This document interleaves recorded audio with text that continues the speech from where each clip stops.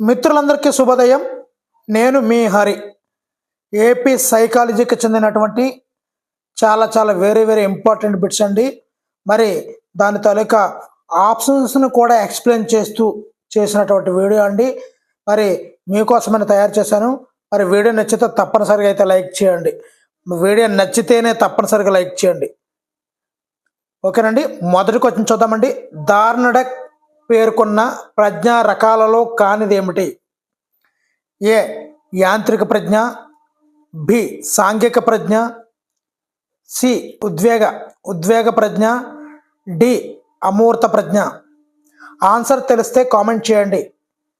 మీరు కామెంట్ చేయకుండా ఏ అవ్వచ్చు, బి అవ్వచ్చు, సి అవ్వచ్చు అని మనసులో చాలా అనుకోవచ్చు. కానీ ఒక్కసారి మీరు ఆప్షన్ ప్రజెంట్ చేసిన తర్వాత మీరు ఇంకొక ఆలోచన అంటూ అది ఫైనల్ అవుతుంది. అప్పుడు నేను చెప్పిన ఆన్సరు, మీరు చెప్పిన ఆన్సరు సరే అయితే మీరు రెట్టించిన ఉత్సాహంతో ఉండొచ్చు. అదే నేను చెప్పిన ఆన్సర్తో మీరు పెట్టినటువంటి ఆన్సర్ రాంగ్ అయితే మరలా దానిని కరెక్ట్ చేసుకునే అవకాశం అయితే ఉంటుంది. సో ఎప్పుడు యాక్టివ్గానే ఉండాలి. యాక్టివ్ లెర్నింగే మంచిదండి. అందుగురించనే నేను కూడా ఈ బిట్లు తయారు చేసేటప్పుడు ఈ బిట్టుకు సంబంధించినటువంటి అనేక కోణాలను పరిశీలిస్తూ తయారు చేసినటువంటి ఫోటోలు కూడా మరి మీకు పెట్టడం జరుగుతుందండి. వీడియో నచ్చితే తప్పనిసరిగా లైక్ చేయండి. ఇప్పుడు మొదటి ప్రశ్న చూద్దామండి. దార్నడక్ పేర్కొన్న ప్రజ్ఞా రకాలలో కానిది ఏది?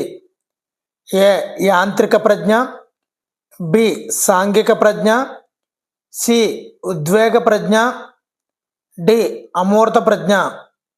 ఆన్సర్ తెలిస్తే కామెంట్ చేయండి. Your count down start now. చాలా ఇంపార్టెంట్ బిట్లు అండి. మరి ఆన్సర్ ఆప్షన్ సి ఉద్వేగ ప్రజ్ఞ. ఇప్పుడు వీటన్నిటి గురించి తెలుసుకుందామండి. ఇక్కడ అమూర్త ప్రజ్ఞ అంటే ఏమిటో చూద్దామండి.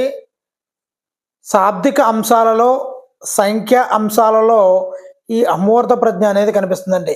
మనము ఉదాహరణగా చూసుకున్నట్లయితే విద్యార్థి గణిత సమస్యను స్వయంగా పరిష్కరించడం అనేది ఒక అమూర్త ప్రజ్ఞ అండి. అదేవిధంగా యాంత్రిక ప్రజ్ఞ అంటే చూద్దామండి. క్రీడా పరికరమును స్వయంగా, సులువుగా, నైపుణ్యంగా ఉపయోగించడం. ఇక్కడ నైపుణ్యము అనేది మనకి ఎందుకంటే యాంత్రికము అంటే సులువుగా, నైపుణ్యంగా చేయడమే యాంత్రిక ప్రజ్ఞ.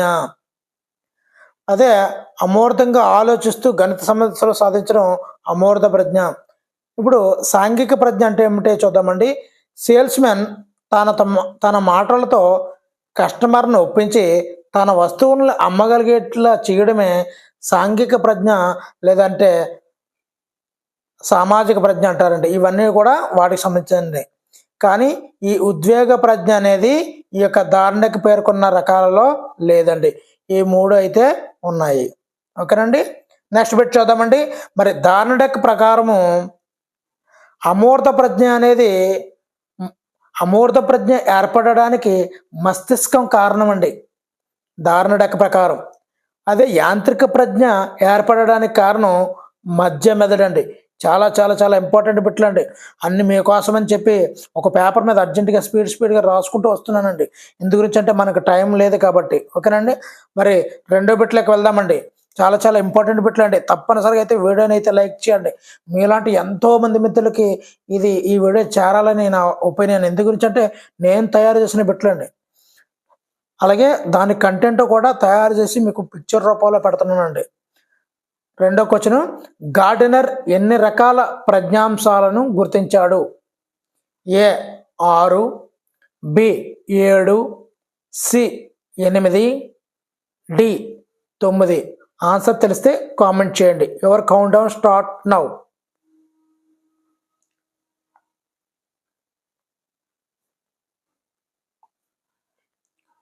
ఆన్సర్ ఆప్షన్ సి 8 ప్రజ్ఞా రకాల అంశాలను అయితే ఈ యొక్క గార్డెనరు ప్రతిపాదించడం జరిగిందండి.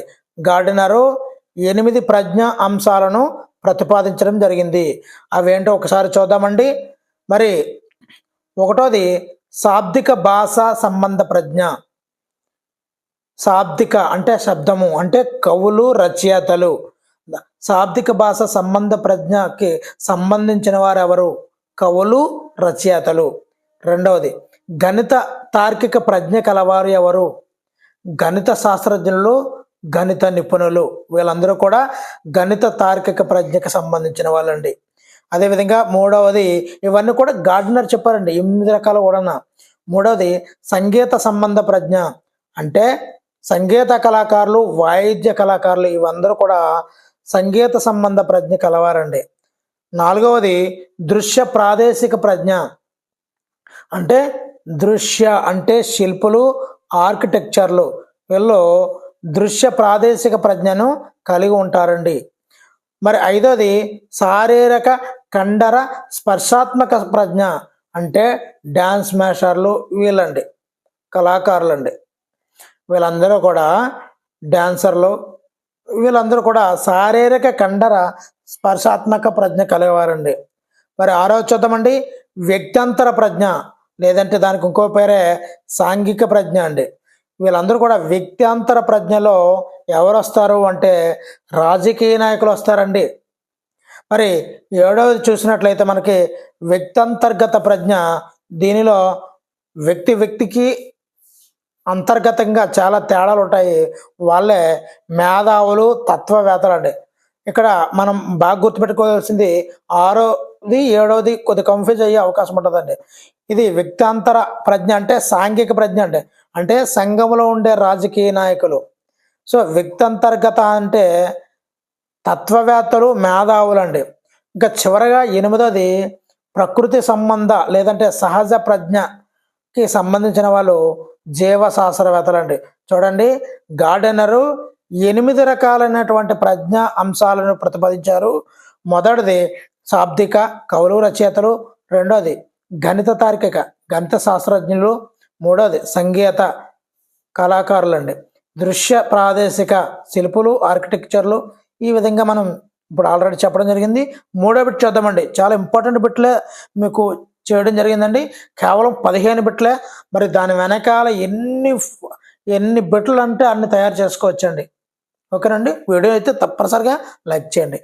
మూడో బిట్ చూద్దామండి, వ్యక్తి తన చుట్టూ సంక్లిష్ట పరిస్థితులతో సర్దుబాటు చేసుకోవడాన్ని వివరించే సామర్థ్యమే ప్రజ్ఞ అని చెప్పింది ఎవరు? వ్యక్తి తన చుట్టూ సంక్లిష్ట పరిస్థితులతో సర్దుబాటు చేసుకోవడాన్ని వివరించే సామర్థ్యమే ప్రజ్ఞ అని చెప్పింది ఎవరు? A McDougall, B Terman, C Spencer, D Galton. Answer తెలిస్తే కామెంట్ చేయండి. Your count down start now.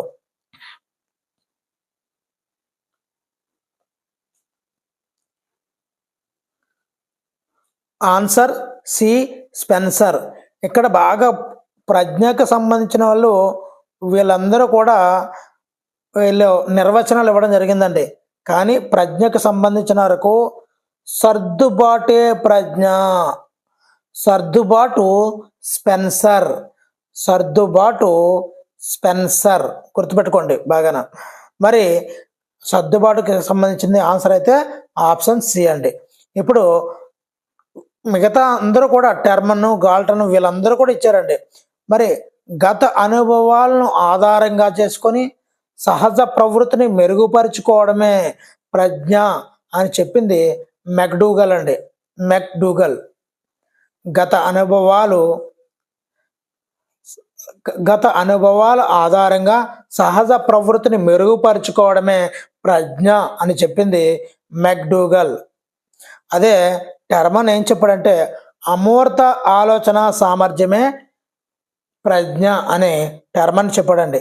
అమూర్త ఆలోచన ఎవరికి ఉందండి? టెర్మన్కు ఉందండి. అదేవిధంగా గత అనుభవాలు ఎవరికి ఉన్నాయండి? మెక్డొనాల్డ్ కాదండి, మెక్డూగల్.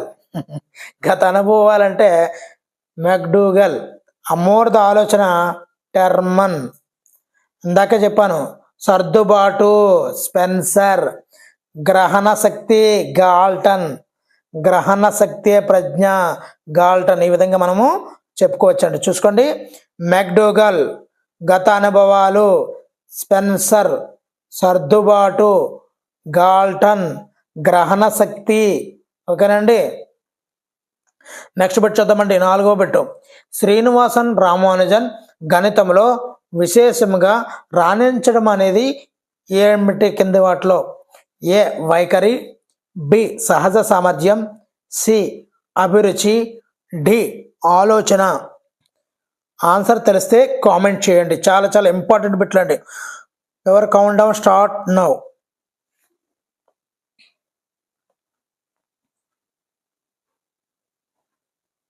ఆన్సర్ ఆప్షన్ బి సహజ సామర్థ్యం అండి. సచిన్ టెండూల్కర్ క్రికెట్లో అమోఘ సేవలు అందించారు, అంటే రాణించారు క్రికెట్లో. ఇవన్నీ కూడా సహజ సామర్థ్యానికి సంబంధించినవి. ఓకేనండి. 5వ బిట్టండి. 1, 4, 9 తర్వాత క్వశ్చన్ అన్న సమస్యకు జవాబు 16 అని ఆలోచించి చెప్పగలుగుట ఏ ఆలోచన? చాలా ఇంపార్టెంట్ అండి. దీనిలో కన్ఫ్యూజ్ చేసి ఉన్నాయండి. సో 16ని ఆలోచించి చెప్పగలుగుట అనేది ఏ ఆలోచన? ఏ అమూర్త ఆలోచన, బి ఊహా ఆలోచన, ఊహాత్మక ఆలోచన అండి, సి తార్కిక ఆలోచన, డి సమైక్య ఆలోచన. ఆన్సర్ తెలిస్తే కామెంట్ చేయండి.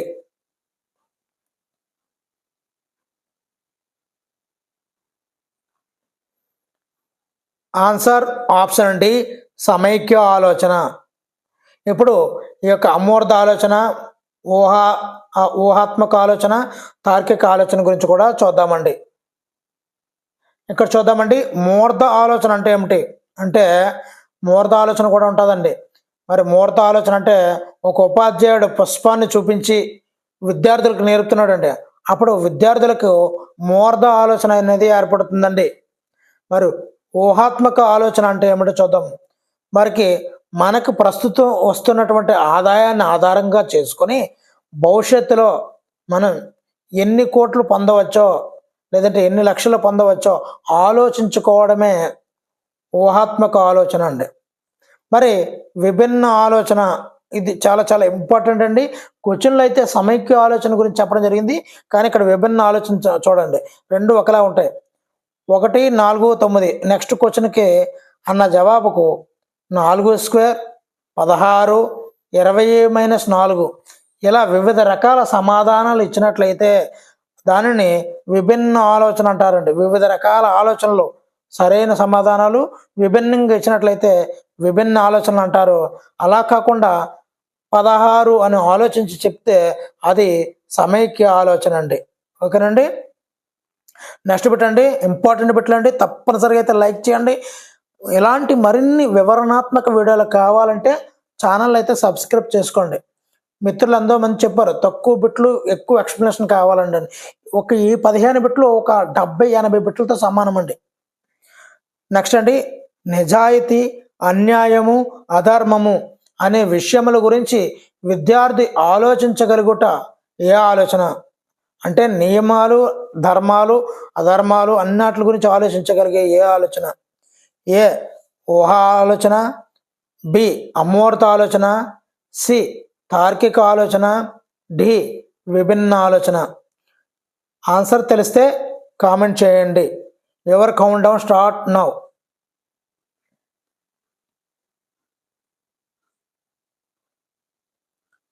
ఆన్సర్ బి అమూర్త ఆలోచన.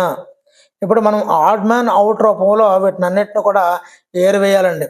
ఇది ప్రస్తుత ఆదాయం నుంచి భవిష్యత్తులో ఎంత వస్తుందో ఊహించుకోవడము. విభిన్న ఆలోచన అంటే ఒక ప్రశ్నకు రకరకాల సమాధానాలు ఇవ్వగలగడం. మరి తార్కిక ఆలోచన, ఇక్కడ అమూర్త ఆలోచన అనేదే మెయిన్ అండి. ఇది నియమ నిబంధనలు, కట్టుబాట్లకు నియమింపబడి ఉంటుందండి. ఆల్రెడీ ఇందాక చెప్పాను. ఓకేనండి. నెక్స్ట్ పెట్టి చూద్దామండి. 7వ ప్రశ్న, సిఏవిడి ప్రజ్ఞా పరీక్షను రూపొందించిన వారు ఎవరు? A Thorndike, B Terman, C Gardner, D Freeman. Answer తెలిస్తే కామెంట్ చేయండి. చాలా ఇంపార్టెంట్ పెట్టండి. దీని వివరణ కూడా వెనకాల ఉంటుంది. మీరు ఆన్సర్ ఆప్షన్ ఏ థార్నడక్ అండి. అసలు సిఏవిడి ఎలా వచ్చింది అన్నది ఇప్పుడు చూద్దామండి. సి అంటే కంప్లీషన్ అంటే వాక్యపూర్ణం, సి అంటే కంప్లీషన్ వాక్యపూర్ణం, ఏ అంటే అర్థమెటిక్ అంకగణితం, వి అంటే వొకాబులరీ పదజాలం, డి అంటే డైరెక్షన్ నిర్దేశాలు, వాక్యపూర్ణం అంకగణితం పదజాలం నిర్దేశాలు ఇవన్నీ కూడా ధార్నడక్ ప్రతిపాదించినటువంటి సిద్ధాంత సిఏవిడి. మరి ఈయన ధార్నడక్ ప్రజ్ఞా బహుకారక సిద్ధాంతాన్ని ప్రతిపాదించారు. అదేవిధంగా ఒక గ్రంథాన్ని కూడా రాశారు, అదేంటంటే మెజర్మెంట్ ఆఫ్ ఇంటెలిజెన్స్. ఇంటెలిజెన్స్ అంటే ప్రజ్ఞే కదండి. సో మెజర్మెంట్ అంటే అంకగణితంలో వచ్చే మెజర్మెంట్ అనుకోండి, ఓకేనండి. మెజర్మెంట్ ఆఫ్ ఇంటెలిజెన్స్ అనేది ధార్నడక్ ప్రతిపాదించినటువంటి సిఏవిడి సిద్ధాంతంలో వచ్చిందండి. అదేవిధంగా ప్రజ్ఞా బహుకారక సిద్ధాంతాన్ని కూడా ఈయన ప్రతిపాదించడం జరిగిందండి. నెక్స్ట్ 8వ బిట్ చూద్దామండి. శృతి ఒక అశాబ్దికురాలు. శాబ్దికం అశాబ్దిక, ఇక్కడ శృతి ఒక అశాబ్దికురాలు. ఒక సైకాలజీ తెలిసిన ఉపాధ్యాయుడిగా శృతి యొక్క ప్రజ్ఞను వ్యక్తిగతంగా కలుచుటకు ఏ పరీక్షను ఉపయోగిస్తావో నువ్వు? ఏ బినే సైమన్ పరీక్ష, బి రావెన్స్ ప్రోగ్రెసివ్ పరీక్ష, సి ఓటిస్ అండి, అక్కడ సరిగ్గా పడలేదు సిలోని, ఓటిస్ మానసిక సామర్థ్యాల పరీక్ష, డి బాటియా ప్రజ్ఞామాపని. ఆన్సర్ తెలిస్తే కామెంట్ చేయండి.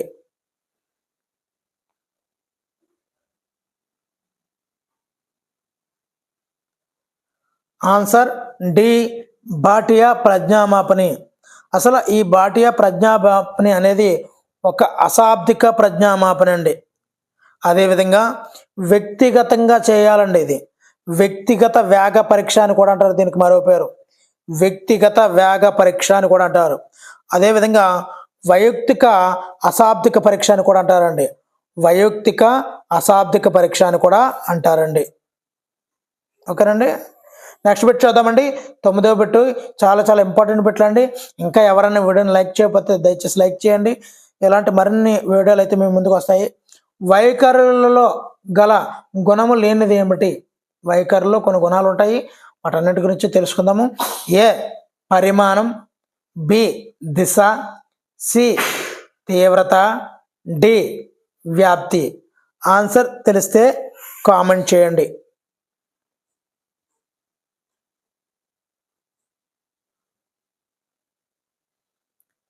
ఆన్సర్ ఆప్షన్ ఏ పరిమాణం. ఇప్పుడు ఈ దిశ వైఖరిలో ఏ విధంగా ఉపయోగపడుతుంది, తీవ్రతలో ఏ విధంగా ఉపయోగపడుతుంది, వ్యాప్తిలో ఏ విధంగా ఉపయోగపడుతుంది అన్నది చూద్దామండి. మరి ఇక్కడ దిశ చూద్దామండి. వ్యక్తి ఒక విషయం పట్ల సుముఖత వ్యక్తం చేస్తే సుముఖత అవుతుందండి. అదే ఆ విషయం పట్ల విముఖత వ్యక్తం చేస్తే రుణాత్మక దిశ అని తెలుస్తుందండి. ఫర్ ఎగ్జాంపుల్గా మనం ఎగ్జాంపుల్గా చూసుకున్నట్లయితే గవర్నమెంట్ హాస్పిటల్లో డాక్టర్లు సరిగ్గా వైద్యం చేయరు అనే ఒక రుణాత్మక దిశను తెలుపుతుందండి. సో అలాంటి దిశని మనము రుణాత్మక దిశ అంటామండి. ఇది ఒక వైఖరి, ఒక వ్యక్తిలో ఏర్పడే వైఖరి అండి, దిశ చూపిస్తుందండి అది. అదేవిధంగా తీవ్రత, రెండో తీవ్రత గురించి చూద్దామండి. డాక్టర్లు సరిగ్గా వైద్యం అందించరు అని ఒక తీవ్రమైన భావం వ్యక్తిలో ఏర్పడి అస్సలు ఎప్పుడూ చూపించుకోరండి హాస్పిటల్లో. అలాంటిది ఒక తీవ్రమైన భావం ఏర్పడుతుంది. సో దాన్ని తీవ్రత అంటారండి. అదేవిధంగా మూడోది వ్యాప్తి అంటే ఏంటి అంటే జనాల్లోకి వార్త ఏ విధంగా వ్యాపిస్తుంది. వ్యాప్తి గవర్నమెంట్ డాక్టర్లు బాగానే చూస్తారని కొందరు, సరిగ్గా చూడాలని కొందరు, ఈ విధంగా రకరకాల వ్యక్తుల యొక్క వైఖరులు ఈ విధంగా వ్యాప్తి చెందడాన్ని వ్యాప్తి అంటారు. ఇక్కడ దిశ అంటే అర్థమైంది, తీవ్రత అంటే ఇక్కడ మనకి ఆప్షన్లో లేనిది పరిమాణం అండి. ఓకేనండి. నెక్స్ట్ బిట్ చూద్దామండి. 10వ బిట్టు. రామానుజన్ గణితంలో 100% మార్కులు తెచ్చుకునేవాడే, కానీ మిగిలిన సబ్జెక్టుల్లో ఉత్తీర్ణుడు కూడా కాలేకపోయాడు. ఇది అతనిలోని ఏంటి?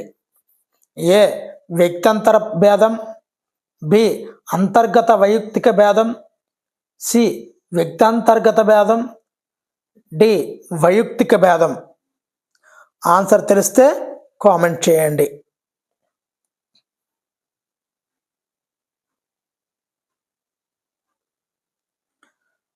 ఆన్సర్ ఆప్షన్ సి, వ్యక్తి అంతర్గత భేదం అండి.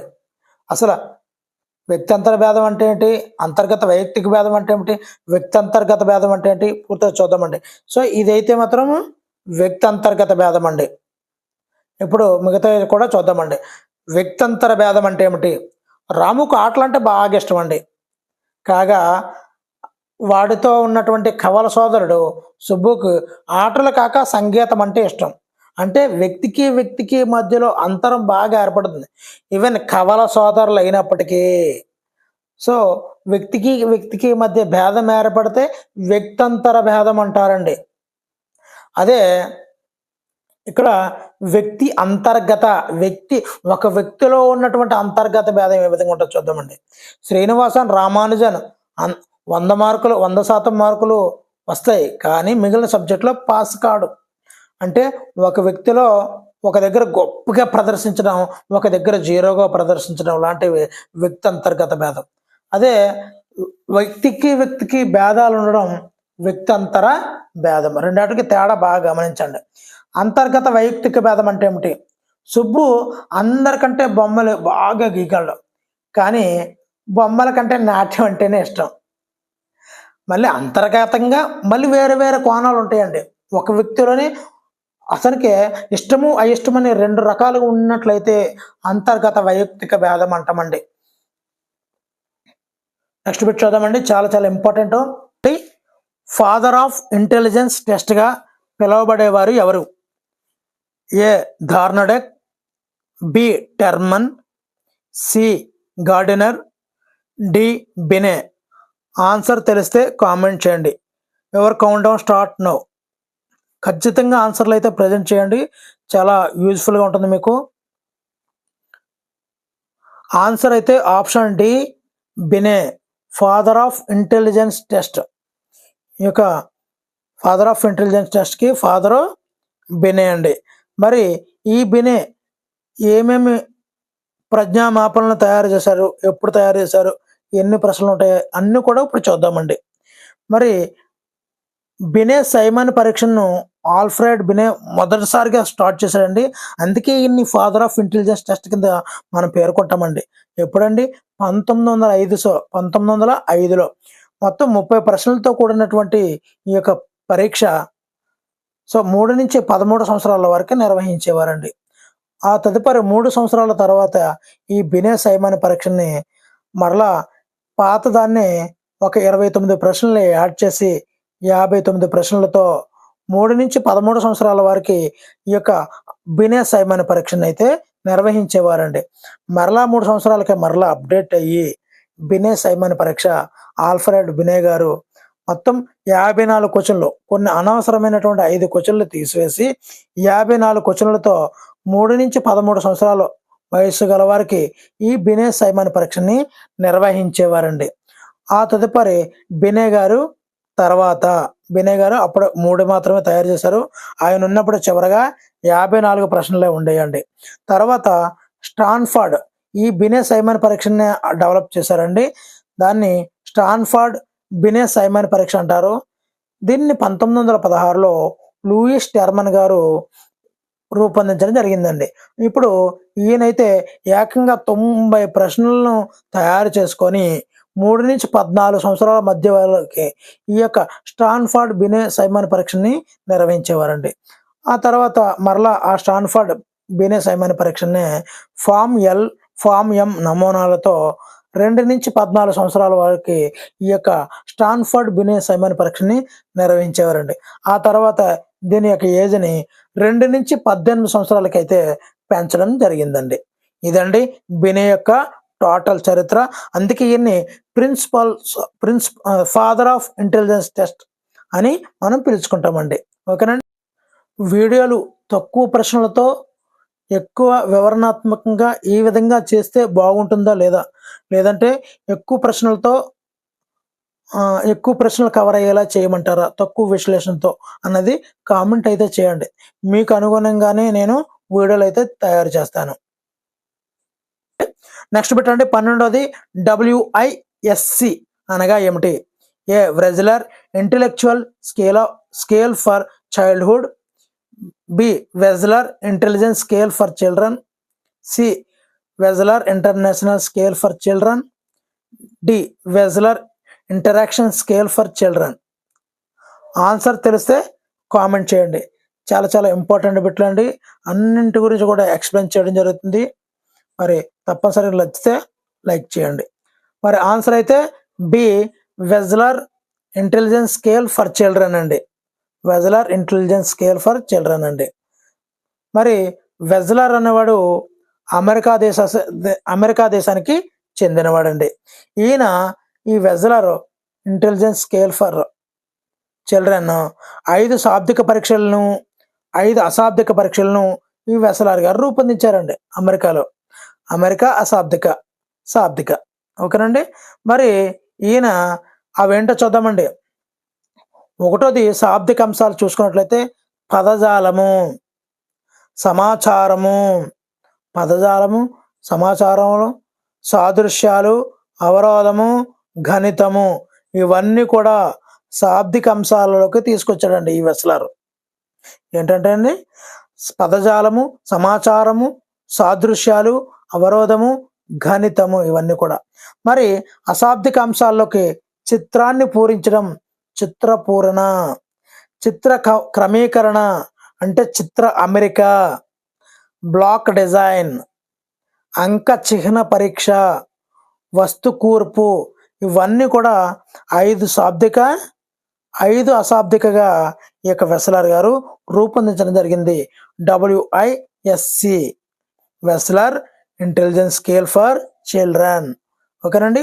నెక్స్ట్ బిట్ చూద్దామండి. వైయక్తిక భేదాలపై శాస్త్రీయ పరిశోధనలు చేసిన వారిలో అగ్రగణ్యుడు ఎవరు? A Thorndike, B Terman, C Gardner, D Galton. Answer తెలిస్తే ఖచ్చితంగా కామెంట్ చేయండి. Your count down start now.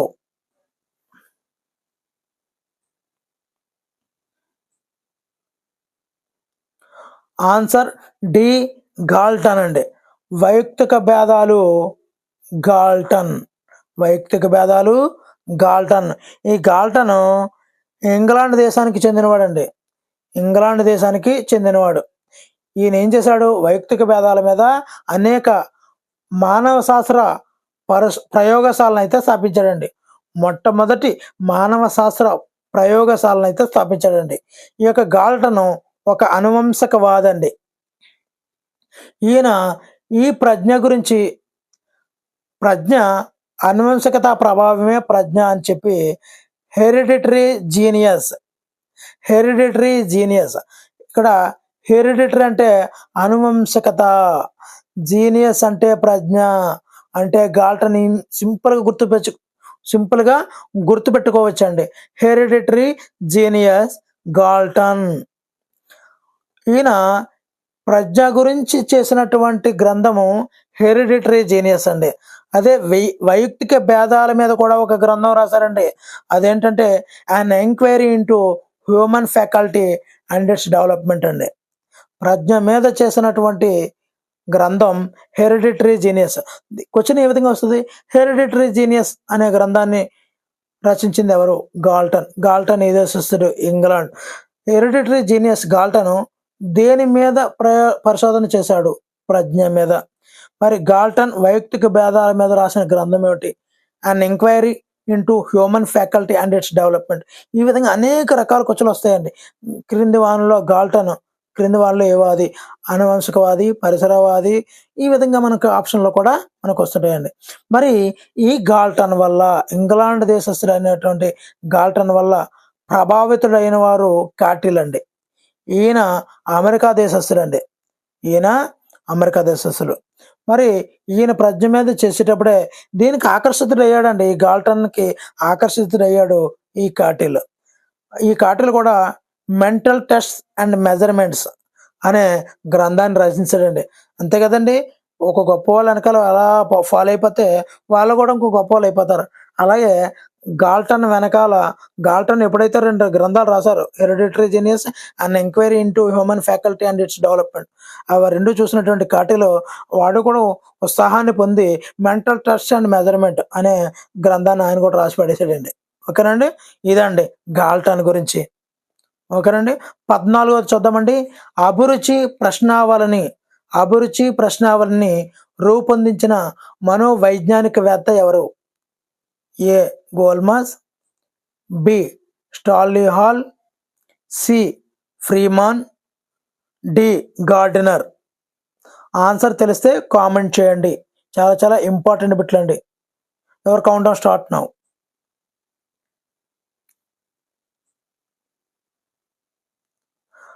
Answer option B Stanley Hall. మరి ఈ అభిరుచి ప్రశ్నావళులు ఏ విధంగా ఉంటాయి? దాన్ని ఈయన అభిరుచులకి పితామహుడు అండి ఈయన స్టాన్లీ హాల్ గారు. హాలులో అభిరుచులతో రకరకాల హాలులో ఏం పెట్టుకుంటాం? రకరకాలైనటువంటి రుచికరమైనటువంటి భోజనాలు పెట్టుకుంటాం హాల్లోనే. ఓకేనండి, అభిరుచి హాల్. ఓకేనండి, రుచికరమైన భోజనాలు హాల్లో పెట్టుకుంటాం, రుచి హాల్. ఓకేనండి, ఇప్పుడు అభిరుచులు ఏ విధంగా ఉంటాయి అన్నీ కూడా ఇప్పుడు చూద్దామండి. మరి అభిరుచులు అనేవి 4 రకాలండి.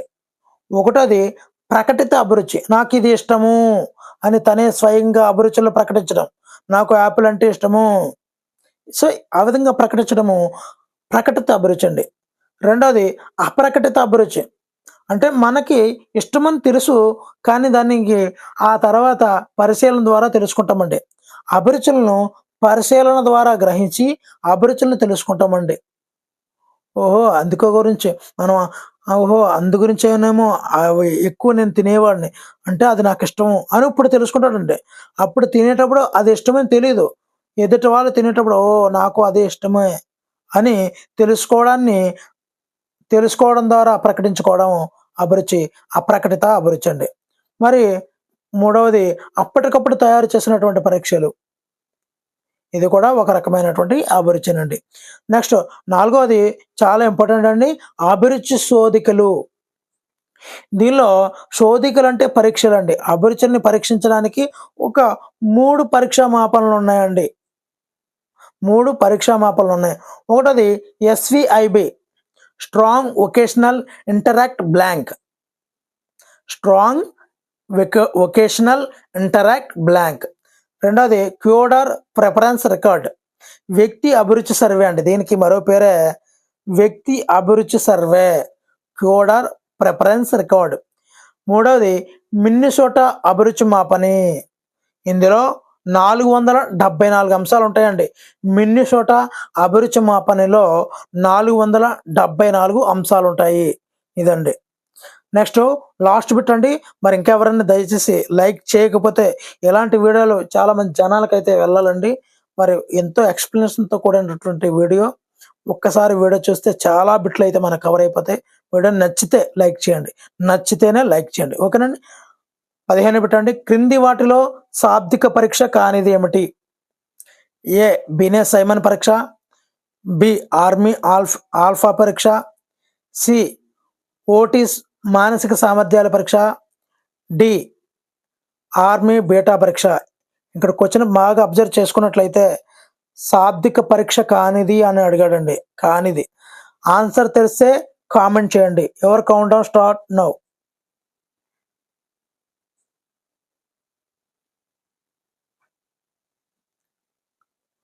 ఆన్సర్ ఇక్కడ శాబ్దిక పరీక్ష కానిది ఆర్మీ బీటా.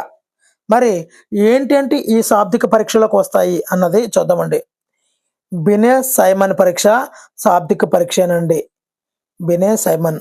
అదేవిధంగా ఆర్మీ ఆల్ఫా కూడా బినే శాబ్దిక పరీక్షనండి.